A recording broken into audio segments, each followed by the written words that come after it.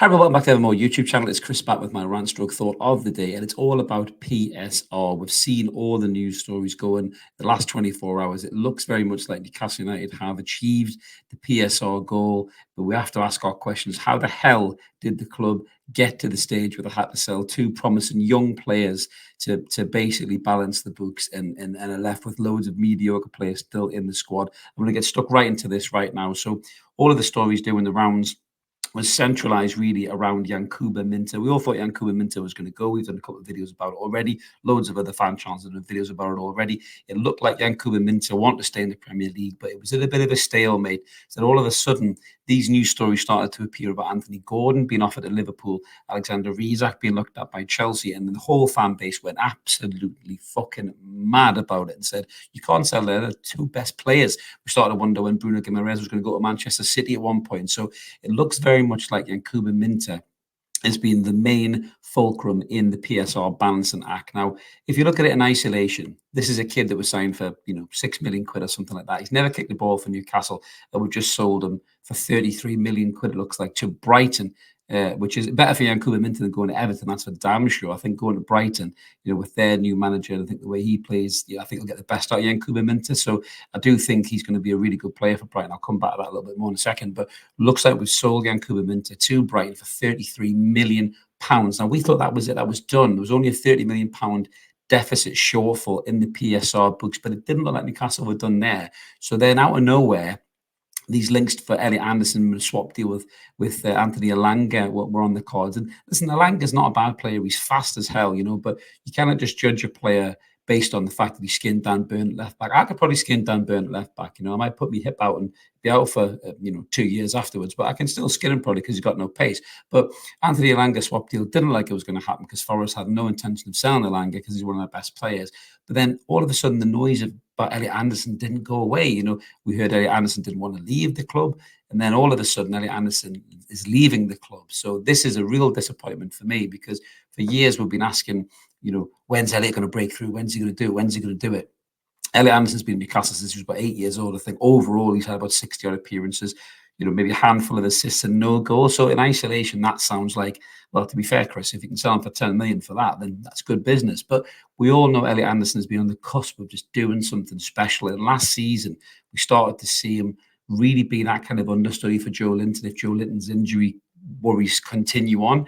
And he was looking like a real good asset to the squad, the likes of him and Louis Miley behind the scenes, to cover for Bruno and to cover for Joe Linton. We thought, hey, this is all right, the kids are all right kind of a thing. Sean Longstaff is a lovely kid, works his nuts off, but he's quite a limited player, and he looks like he's kind of come to the point where he's not going to get any better. Eddie Howe's got loads more of Sean Longstaff than the last manager could. Well, which is fantastic, but it looks like Sean is kind of at his tipping point really in terms of how good he's going to be. He's a massive favourite of Eddie Howe, and I think this has all played into this fact. Now, Elliot apparently didn't want to leave Newcastle, but this was something that had to be done. And you have to point fingers upstairs, to the board that in a lot of people's eyes, are completely free of any kind of criticism or judgment just because they saved us from Mike Ashley. That's bullshit. They're not free from criticism. They've been here nearly 2 years now, or maybe even 2 years now from the takeover, and they're not Mike Ashley. You can't say that Mike Ashley and all these dickheads that go, trust the process, you want Mike Ashley back. I'm sorry, that's absolute fucking nonsense. The people playing that shit bingo card, just need to get their head out of their arse and realize the world moves the fuck on. You can't go back and start comparing us to Mike Ashley, because the board have done something stupid. The board have fucked up here.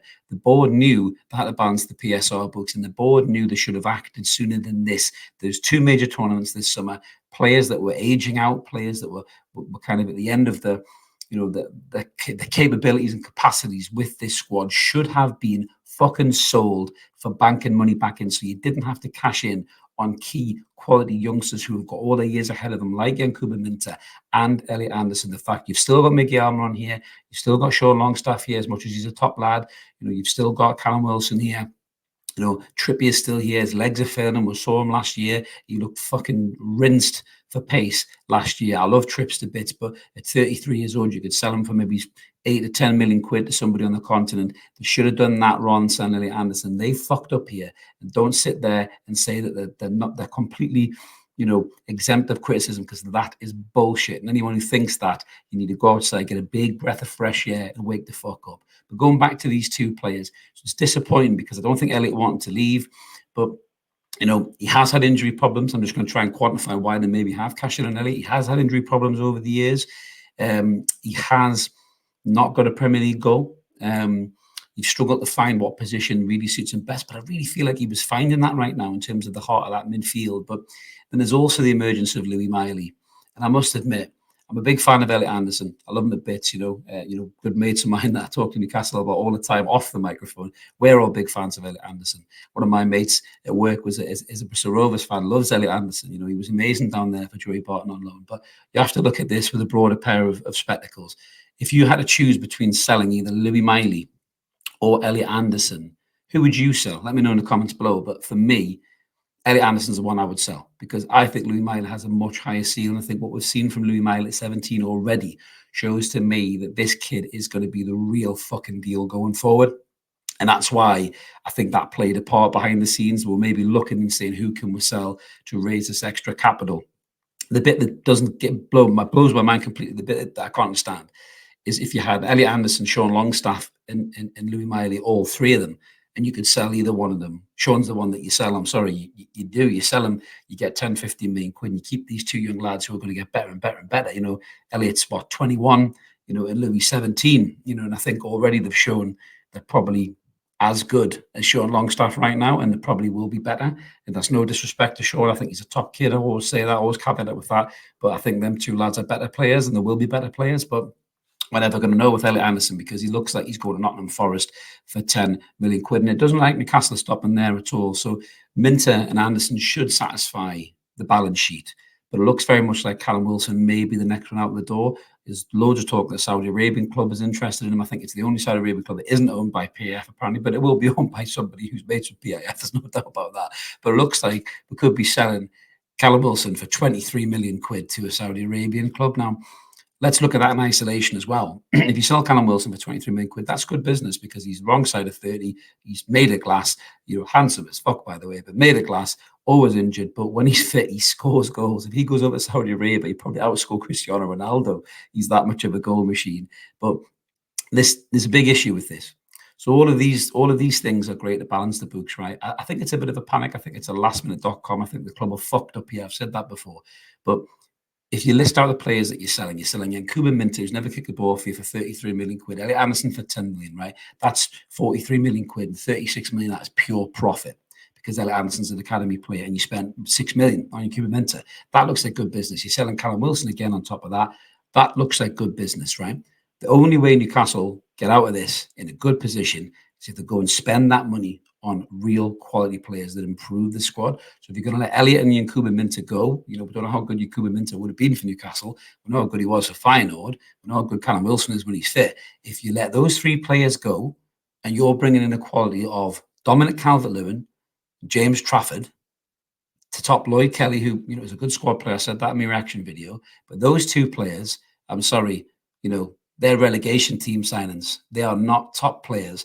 They are not players that improve this squad. I understand the whole conversation about, Trafford's good backup to Pope, and he may be a really good keeper and all that. I'm very, very worried about Nick Pope's fitness next season. And I'm watching the European Championships, and I'm wondering how on earth Newcastle don't see the logic of spending an extra 10 million quid. And maybe this is why we're cashing in on players. Who knows? Maybe Elliot Anderson is the key fulcrum to doing this. I don't see why they don't spend the extra money and go sign Mamadashvili, who's been fucking amazing for Georgia in this tournament. The guy looks like a phenomenal goalkeeper. We'll be queuing up to sign him after this competition, and we'll have no chance. There'll be bigger clubs than us. As much as I think we're the biggest club to us, there'll be bigger clubs than us wanting to sign this player. So we need to get our shit together. Maybe a lot of our targets are already playing in the Euro 2024 competition or the Copa America, and that's why we can't sign them. But if we end this window losing those three kind of players and signing the quality of a Dominic Calvert-Lewin and a James Trafford, I'm not sure that's going to be a really good window. Me and Mark will be evaluating all the window transactions as and when it's done, but the 1st of July is around the corner. The PSR deadline is gone. It looks like Newcastle have sold enough players to satisfy that figure. It's disappointing. You know, for the likes of Yankuba, Minteh, we never know how good he's going to be. I think he's going to be an absolute star for Brighton. I put that out on X, and I really do. We watch this kid flourish this year. I think we're going to regret this later on in the season. I think this kid is going to be absolutely electric. And for fuck's sake, Eddie, don't play Dan Burn at left back against him, because he'll tear him at pieces, I'm sure, when we play against Brighton. And Elliot Anderson, I wish him nothing but well. He's a Whitley Bay boy. He's just coming into a bit of a game, I think, for us, and looking like he could be something. You know, we just got to hope that Bruno stays. You know, if Bruno stays and Isak stays and Gordon stays, and we've had to lose these players, you can kind of justify that as well. But we need to add quality to the squad. We need the likes of Tonali to come back strong. We need the likes of Bruno to pull the strings last year. Joe has to stay fit. Big Joe has to stay fit. Joe Willock's a big injury concern. We need Joe Willock to shake off these fitness problems and be fit. And if you have those players and, you know, throw Sandro Tonali into that mix as well, that is a massively top quality midfield. You know, and I understand why you've moved out Elliot Anderson on. You've got Louis Miley behind it, you know, and Sean as well is going to be part of the squad. He obviously is going to be part of the squad because Eddie loves him, and Sean is going to be here next season. I'm pretty adamant about that. But let us know in the comments below what you think about these whole PSR moves. Are you in favour of it? Do you understand it? Are you disappointed by it? Let us know in the comments below. We always like to hear from you. And if you can click subscribe, help the channel grow. We're so close to 8K. I think we're only within 30 or something like that of 8K. So smash that button. We want to get to 8K before the first What's Scan on the season. If this is anything to go by, we'll have loads to unpack. Enjoy the game later on, guys. I hope England get through. You know, Switzerland are waiting for them. Have a cracking weekend, and we'll see you later. Cheers.